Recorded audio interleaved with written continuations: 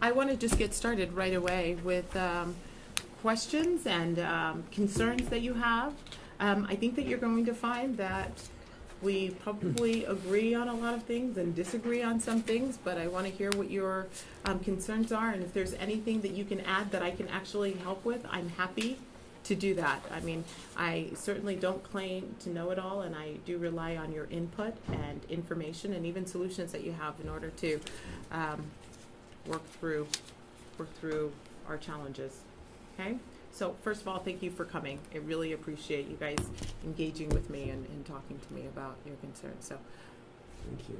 I'd love to start with you if you'd like. My Your name? concern is, I'm Marianne, Mhm. and recently there's been a lot in the news about the opioid epidemic, and that's become a very personal issue to me. I have a daughter that is over the age of 18 that is struggling with depression and addiction. My concern is this: I'm trying to save her life, and I'm really terrified that she's not going to make it to another birthday. Because she's overdosed several times. The problem is getting communication with doctors because of privacy laws. And my Is it feeling HIPAA laws? my feeling is that I don't need to talk to her therapist and know every little detail of what their conversations are. But it's very difficult for you to help her when you don't have any of the information. Yes, because I tried to contact some of her doctors. For example, one that I know that she doctor shops to get prescription drugs, and I tried to talk to him, but because of the laws, they won't. They just say I can't talk to you, and so there's no two-way communication, and so I feel like I'm fighting the battle alone. And so I'm feeling like sometimes, with people who have mental health issues, that maybe some of the laws that are there are maybe a little bit inappropriate because sometimes they're bordering a little bit on maybe being psychotic, and they're not always the most rational thinkers. And so I feel like they need to have a family member sometimes that's available, and she won't sign for me to have access She to won't the sign for you to records. have No. like power of attorney or access to your No. record. But sometimes she'll talk about it a little bit because Is when this she's both in of your more issues or just No. okay? a yeah, right okay. mind, but But I'm sympathetic. but that's my frustration, and I just thought that maybe if you could be aware of that, and if there's anything you can do, maybe other parents won't have to have the same problem that I'm having, because I don't know really what to How do. old's your daughter? She's 21. I don't know. Do you have any thoughts? Because I don't know. There are HIPAA violations, and Yeah. I mean, seriously, I can totally understand as being a mom wanting to help my daughter out, not getting any information. They're not rational, and you think about all of even the violence that has been out there, and being able to have a parent involved and know how to help and be aware and communicate with doctors. I could see how that would be beneficial. Yeah, there's a number of I actually have done a lot of research and writing on the privacy laws and within the healthcare arena, common rule, HIPAA, There's and something others. that can be done with opioid epidemic, I- with the opioid issue, because I couldn't imagine that somebody who is addicted to drugs, who suffers from depression, can make a rational, clear thought about. There are some exclusions and exceptions to the rule, but here's just my information too. We can talk about that's a really interesting. That's one of exception I've the- never. You would That's have one to- that's never been brought up, but It takes court action. I can. That's what I was going to say. Yeah. You have to petition a judge to try to make a ruling to have you gain power of attorney and guardianship. But even or that something. the process is long and it's hard, and who knows what the costs that are associated with that process. Right. I just sympathize as a mother, trying to help your daughter survive. So you sound like, I don't want to take everybody's No, time. it's okay, You but sound this like is you have some important. insight. Could I talk to you maybe? Oh, Yeah. definitely. Some Please more, Just maybe let's see if about we some can- help, yeah. some suggestions. Definitely. Let's see what we can do. Thank you, and I'm so sorry. Thank you. I'm Jared Christensen from Harriman, Utah. And first of all, I want to thank you for the wonderful job you're doing. Oh, thank We you. agree with your philosophies and what you're going after, and we just are thrilled with your job Thank you. performance. And I wrote out my questions. One, my favorite question to all our elected representatives back east: how can we bring our out-of-control spending in Congress under control? And I know you've tried. Well, I think that one of the issues which is not very popular with members of Congress, wonder why, is first of all, one subject at a time. I think everybody on both sides of the aisle, actually agree with that because, Yeah. you've got must-pass bills that people are putting in, their pet projects, and it's the 11th hour. Public doesn't know about it, nobody knows about it. You're all of a sudden at a deadline and you're passing pieces of legislation that ends up costing us money because somebody, in some state tends to benefit from something. I think that if we actually pass one subject at a time, it would force members of Congress to not have to vote for things that they said that they would never vote for just because it's attached to something that they promised that they would always vote for. Wonderful. I've introduced that twice. I keep getting more and more people that will sign on to it, but one of the things that I'm running into is that, in order for people to make deals, they have to be able to have that provision. The other thing that it does is when you have pieces of legislation that are short, that are simple, that are one subject, people can actually read them instead of waiting for some think tank to tell them what it is and what there isn't. There's so much information out there. You've got one side saying one thing about something, you've got other sides saying other things about things, and it's really nice to be able to have somebody read it and say, I'm going to call my member of Congress because I've been able to read this, I get it, I understand it, and I support it or I don't support it. Wonderful. That would be helpful. Also, Article 1, preserving Article 1 of the Constitution. Too much is consolidated in the White House. There are too many people, too many bureaucrats that aren't elected by us, that aren't accountable to us, that are making decisions Yeah. for us. And I think that the accountability and the power of the purse really should be back to the people that you have elected, that you have, and you either like them and this, and the decisions that they make, or like the way they interact, or you say, somebody else. But the problem is we have so many rules, so many different things coming down from the White House that, frankly, we're fighting more inner government stuff instead of promoting what people want and need, and that has to stop. I just got all over the news to talk about some of the whether it's TPS or whether it's different things like that that's happening, where the decisions are made by some department Yeah. that we don't agree with. Well, thank you. I appreciate that. I have a couple other questions, but I'll just scoot We'll those over to you and Thank you. let you address them another time. All right, thank you. Yes, Hi. sir. Hi. Hi, my name's Alan Morris. I'm an immigrant from Australia, and I'm now a citizen, and being so, and I'm one of those people that gets in everybody's face to vote. I'm absolutely shell-shocked at the apathy of voting in this country. Yeah. We've just had municipal elections, and we've had more people out there for the primary vote back in summertime than we have for the general election, right? Mm-hmm. The big thing that I've got is term limits. Mm-hmm. Do you personally agree with term limits? I actually do. Yeah, good. I actually do. I have to tell you, when I first got here, I just thought that the voting booth was a good term limit, but I think that there's a time and a place, and I think that everyone should find a time to serve. The problem that we have, and I think that this would change the environment in Washington, is the more seniority you've got, the more you've been there, the more, especially in the Senate, the more the more power you've got. Think about it. Paul is young, but he's been there for a long time. There are people that have really good, fresh ideas that should be able to do whatever they possibly can, make a difference, and go home. Let somebody else do it. I know our president There you is of go. a certain age, but I'm looking at some of the other senators that their current problems are. Mhm. We don't need people at that age, right? Mm-hmm. We've got a population large enough to have younger people, Yeah. right? For Well, a period of time. it's funny because you there are a know? few of us. I mean, you think about Elise Stefanik, who's a good friend of mine. She's the youngest member of Congress. You've got Carlos Corbello, me, Will Hurd.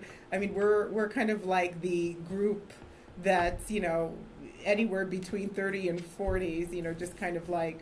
Right. You're the You can kindergarten. see, group. and we're still incredibly, to everybody, they're like, oh my gosh, they're so young, you know, they're Right. just like, they don't, but that's where you get, you know, when you get that diversity of thought, when you get more people that come together, you Yes. get more ideas, Yes. you get better ideas, and I think it's important for us also to make sure that we're involving more of the youth involved in the political process. I try and get my kids involved as much as possible because I like you, feel like they need to be part of the process, and I want to raise people that love this country and want to serve it.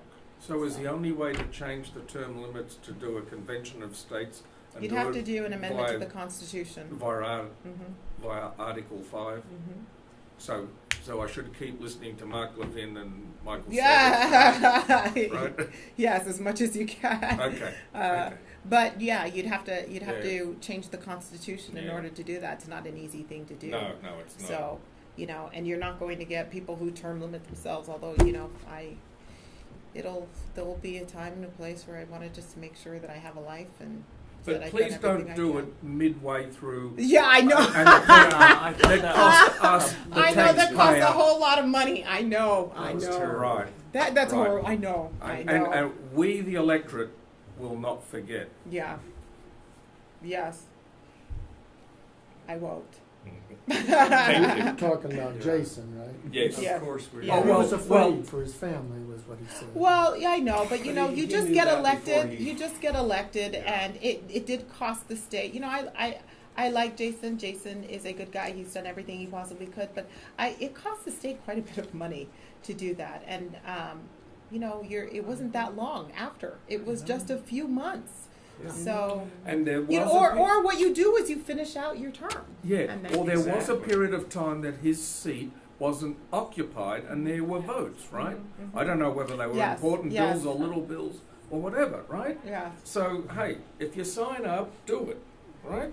Yeah, he could have got security. Okay. You want Yes, to add sir. that to You're her? next. Jonathan Peterson, Hi, Jonathan. and I have watched your career and watched all the good things you've tried to do for us, and I would not say that if I didn't believe. I'm trying to figure out what pictures and information you've got over here. Well, this All is the right. one we shot when I write constitutional proofs, Oh.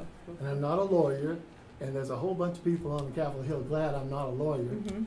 because I would just subpoena a bunch of ex-judges and law professors Mhm. and to ask them about the bribery issue. Right.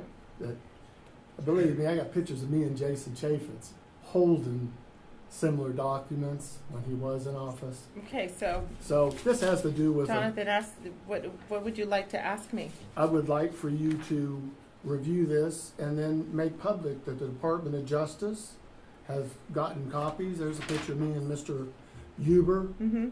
who posed with me with the same documents, a case against Zions Bank and Goldman Sachs. Mm-hmm. It wouldn't put them out of business, it just put them out of the bribery business. Mm-hmm. And it wouldn't hurt Hatch or Lee or you or any of them, because you didn't make a deal for those contributions. Mm-hmm. But we could change our nation, the election process, and not try to get some law passed that they're not gonna pass Mm-hmm. by a test case. So that's what this one is about, Okay. and it's important. Mm-hmm. And then when I listen to that lady who has a daughter, Yeah. and people that suffer from addictions and compulsions, Mm-hmm. it's a serious thing that they need constant therapy for many times years Yeah. to stay on the path. Well, this is a little thing that I wrote, and Deseret News, I'm not a doctor, but it's a deprogramming tool, and I listed Cynthia Berg. She's the head of psychology department at University of Utah, Mm-hmm. who I know, Mm-hmm. and she said, yeah, this looks interesting. But then she didn't say anything, so I want to give this to you. I want to give you a copy too. Okay. Because there's something that can help addicts along with therapy, so they're not just troubled over and over by what's called rumination. That's where your brain just doesn't want to let go of whatever it is you're used to doing. I have one more question, I'm sorry. Yeah. How did your daughter get addicted? Was she prescribed opioids or? I honestly don't know. She was an honor student up through her junior year in high school. Her senior year, things began to change. I didn't know if it was depression. I talked to the school counselor. They said, "Oh, it's just senioritis," and I really don't know. And then it's been. But the first suicide attempt came a month after her graduation from high school. So there's still a lot of questions and a lot of things I don't know and I don't Okay. understand. So. Get that to your therapist and see if maybe that's for, Both for That's- her? yes, I've got others for you. Okay. So the most important reason I'm here tonight is I know how you try to, and do in many ways, defend the unborn from our current Roe versus Wade abortion on demand situation. And the fact is, that same, me and Mr. Huber, when I filed that proof about bribery, I also filed this doctor survey with him. So you could ask any doctor. And there's me and Mr. Reyes, who I've talked to 7 times. And I'd love for you to call him. I and- talk to him all the time. Yeah, What is he going to tell me I about? guarantee his staff say what you're doing is right, but then they don't say anything. Mm-hmm. Because this survey is written just right for court here. We don't have to go to the Supreme Court. We need to just ask some court-recognized experts, doctors, Okay. when is the beginning of life in this precise worded method. Okay. And then, I guarantee you, ain't no pro-choice doctor gonna say that life begins at some later point in time after fertilized egg cell animation is detected, because that's now science. And you make it, for court, you make it simple and you do a foundation. I'm not a lawyer, but I understand the law. Yeah. And the first choice is at the starting point of a fertilized egg having cell animation. That's when life begins. And see, what we want, I'm speaking like we the people, is we want to use medical necessity for abortions. That's always going to be a choice. And if a mother wants to not have that chemotherapy to save her baby, that's her choice. But otherwise, the only way you can take life is through due process for rape and incest. You go to the court if we're legal, or medical necessity. And that's what we're going to have again.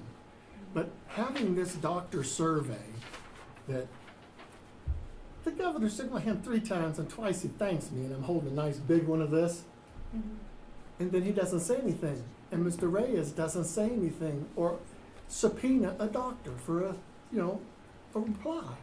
And I know the 5 that are under oath up there during the session. We got Representative Ward, Barlow, Red, Yeah. Kennedy, and Senator Shivazawa. They thank me, and then they get their own little copy, and then they don't say anything with the Okay. news. I have to make sure I don't want to ignore. I want to make sure I get Okay, to. so Sure. let me give you these, Okay. and then please, because we can end this with your voice. I guarantee you, if you call Glenn Mills, he will run the story.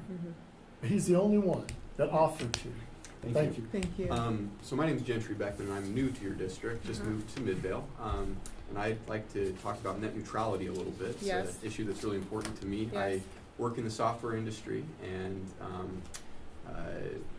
the FTC chairman is obviously making plans and moves to roll back the net neutrality rules that are in place. And I'm really concerned about the way that that's going. I'm especially concerned that this has become a partisan issue, and don't know how familiar you are personally with it, but hope that it can be I something just- that's I less just wrote a partisan. So we got statement. a statement on it? Okay. Yes, I just put out a statement, and people have been asking, so I have put that out there so that you know we're probably on the same page when it comes to net neutrality. Okay, so I completely agree that Congress should make a law. I'm really disappointed that in the decades that the internet's been around that they haven't. Right. I'm really disappointed in that. Right. I do not think that backlash against any sort of regulation is the right way to go about it, and would not like to see these rules repealed until there's something better to replace Right, them. right, I don't right. trust the internet service providers Right. to do good in the meantime, and think we So do. so we probably agree with the the no blocking, the no throttling, the no prioritization based on funds and different things like that. Yeah. Yeah. Okay. Sounds like we're aligned Yeah. there. So how do you feel about it? Do you think we should roll back the rules in the meantime, or how are we going to get something passed that's going to prevent? Well, I think that what I've tried to say in short is that I think that, I agree with you. I think that we need to make sure that we we at least have something in place before anything is done. So I'm waiting to see the people that are actually in the committees of jurisdiction, what they're coming up with. I reserve my opinion on exactly how that's going to be done, but I think that when I talked about those prioritizations, when I talk about the internet provider saying, you know, we're going to decide what the parameters are, what the rule making is going to be, I don't think that should be in their hands. Okay, so who's Okay. going to protect us in the meantime if we roll back these rules? Well, like I said, I think that I'm actually going to, my thought is we hold on until we have something that is in place, or we have some protections in place. Okay, so you would, if you had Mr. Patel's ear right now, you'd say leave it alone until we've got the legislation. We need to figure something out until we've got some legislation. Okay, I completely support that. I hope you'll speak up to support that. Thanks. I'm Casey Nagel. I'm here on the same issue. I'm not a very political person. I don't know all the details and everything, but you know, living in Midvale, I have Comcast, and that's my only choice. And so if, you know, the net neutrality is not a thing anymore, then I'm completely beholden to them and what they want me to see. They could extort me, they could extort businesses that I don't get to hear from. And to me, it feels like censorship. And Right. it's hidden censorship as well. Like, it's not just, I don't know what they're hiding from me type Right. of thing. So, Right. So just to let you know, the end of, you can see in the statement, you know, I say that if any changes are done, that it's actually done through Congress and not unilaterally by unelected bureaucrats. And I think that we need to make sure that we have some protections in place before anything's rolled back. I think that that's probably where we're not clear, but I wanted to make sure that was clear. Okay, that's Okay. good. so it sounds like we're on the same page, but Yeah. I just wanted to add one more voice to say that this is I'm getting really like a lot more important. millennials Yeah. talking, you know, I shouldn't say millennials, I should say, you know, a younger group, a younger generation. Any person who has a cell phone in front of them is a millennial in my definition. Oh, We thank get you. we get a lot of the younger groups that are concerned about that. I totally get it. I get it. Like I said, I'm not in the committee of jurisdiction. As soon as we get something in place, that's when I'm really going to need your input, whether you think legislative-wise that's going to be sufficient. But, Okay. okay? I think you could apply some short-term pressure. That's what I would ask of you, is just if there's any political pressure to say, let's not roll it back yet, that would be Okay. great. Thank you. All right. So can I just have some edification from this? You're saying that you only have one choice for your Yes. internet provider in the geographical area where Yes. you live, Yeah. and that's happening in In spots multiple all over, areas. right? Absolutely. Yeah. Ah, Yeah. so therefore, because it's a monopoly, they can do whatever. Right. Yeah, okay. Scary, right? Yes. Oh, yeah. And they charge as much No, as they they change. get away They. with. I mean, even the content that you see, everything that it's just information is just completely guarded, protected, not just by them, but also prioritization of the information that you see based on who they're friends with and who. Right, yes. Yeah. Thank you. Okay. Thank you so Thank you much. very much for your time.